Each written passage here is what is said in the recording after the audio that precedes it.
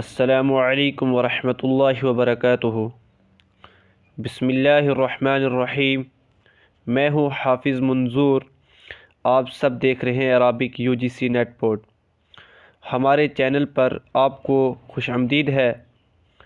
آج کا ہمارا موضوع یونٹ نمبر 1 سے اموی دور کے شعراء کے متعلق گفتگو کی جائے گی، جس میں ہم فرزدق، جریر اور جمیل بسینہ کو پڑھیں گے۔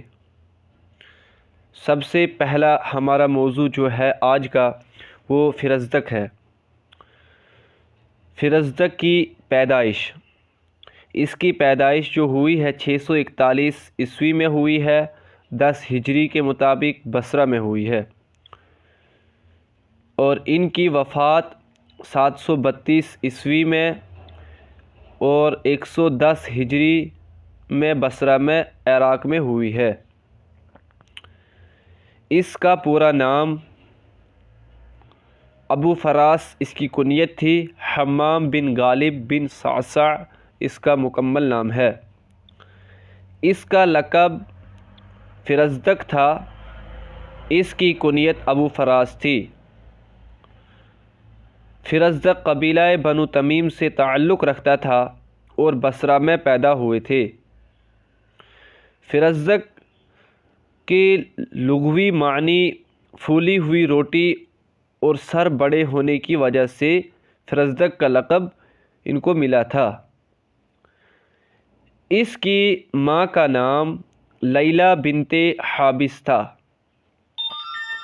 فرزدق کے 5 بیٹے تھے، لبتہ، سبتہ، خطبہ، رکفہ، اور زمعہ جو تھا وہ ایک شاعر بھی تھا۔ فرزدق مشہور تھے فخر کے اندر، زیادہ شاعری فخر کے اندر ہی یہ کیا کرتے تھے۔ فرزدق نے سلیمان بن عبد الملک اور یزید بن عبد الملک کی مدح کی تھی۔ فرزدق کو جب والی عراق کا خوف ہوتا تو ان کی مدح کرتا، اور جب بے خوف ہوتا تو ان کی حجا کرتا تھا۔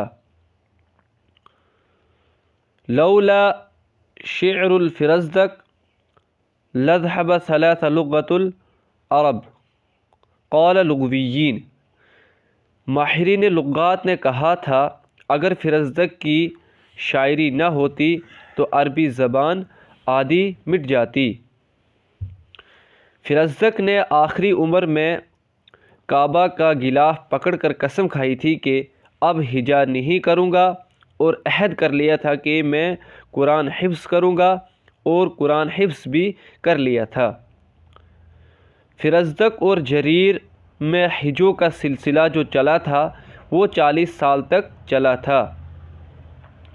فرزدق جریر کا ہمسر تھا، یعنی ساتھی تھا، کیونکہ ان دونوں کا آپس میں ایک لمبی مدت تک مقابلہ رہا تھا۔ فرزدق نے حشام بن عبد الملک کی ہجو کی، اور پھر فرزدق کو حشام بن عبد الملک نے قید کر لیا تھا۔ فرزدق کی محبوبہ کا نام انوار تھا۔ فرزدق کے مدحیہ قصیدے کا آخری لفظ میمیہ ہے۔ ھذا الذی تعرف البطحاء وطاءته والبیت یعرف والحل والحرم، یہ ان کے قصیدے کا مطلع ہے۔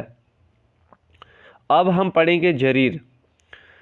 جریر کی پیدائش جو ہوئی ہے وہ 640 عیسوی مطابق 28 ہجری یمامہ میں ہوئی ہے، اور ان کی وفات 728 عیسوی مطابق 110 ہجری بادیہ یمامہ میں ہوئی ہے۔ اس کا پورا نام جریر بن عطیہ بن خطفی تھا۔ جریر قبیلہ تمیم کے خاندان کلیب سے تعلق رکھتا تھا۔ جریر کی پیدائش یمامہ کے ایک گاؤں حجرہ میں ہوئی، اور ان کی وفات نجد میں ہوئی۔ جریر حجا کے اندر بہت زیادہ مشہور تھے، اور ان کو حجا کے اندر کافی مہارت حاصل تھی۔ جریر نے اپنی شاعری کا آغاز نقائض الشعراء سے کی تھی۔ جریر نے حجاج کی مدح میں اپنا قصیدہ کہا تھا۔ جریر نے اپنے دادا خطفی سے شاعری سیکھی تھی۔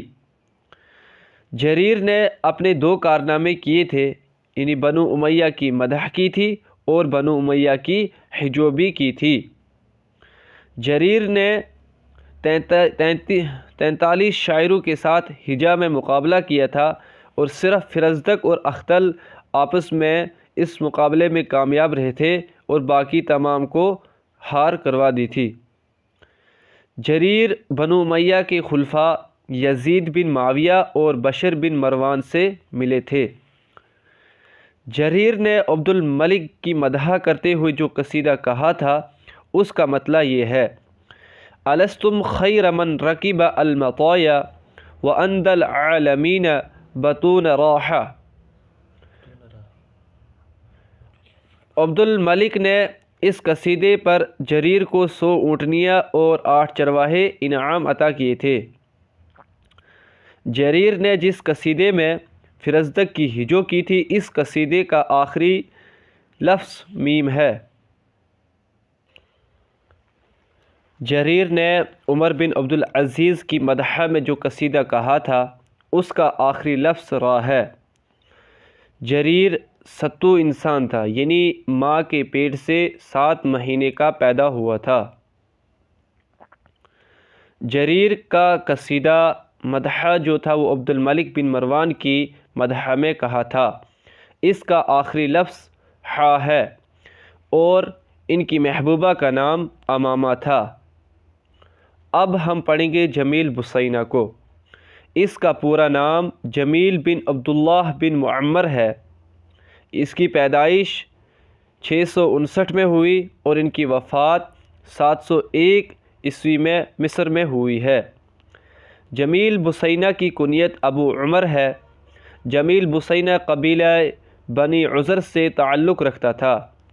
جمیل بسینہ اموی دور کے مشہور شعراء میں شمار کیا جاتا ہے۔ جمیل بن معمر غزل عفیف میں مشہور تھے۔ جمیل بن معمر کو شاعر العشاق مانا جاتا تھا۔ جمیل بن معمر نے اپنی محبوبہ بسینہ کے نام غزلی شاعری کی تھی۔ جمیل بن معمر وادی القریٰ بالعرب مدینۃ المنورہ میں پیدا ہوئے تھے۔ جمیل بن معمر اپنی چاچا زاد بہن بسینہ سے محبت کرتا تھا۔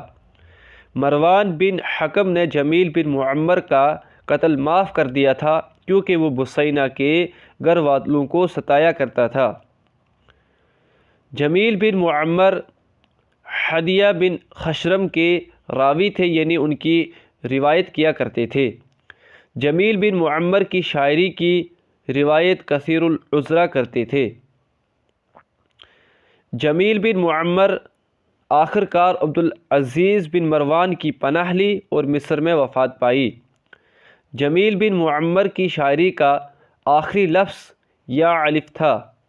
جمیل بن معمر حب عذری میں مشہور تھے۔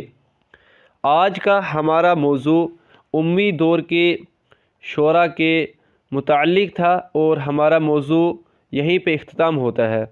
اگر آپ کو ہماری یہ ویڈیو اچھی لگے تو ہمارے چینل کو سبسکرائب کرنا نہ بھولیں اور بیل آئیکن کو بھی پریس ضرور کریں۔ خدا حافظ۔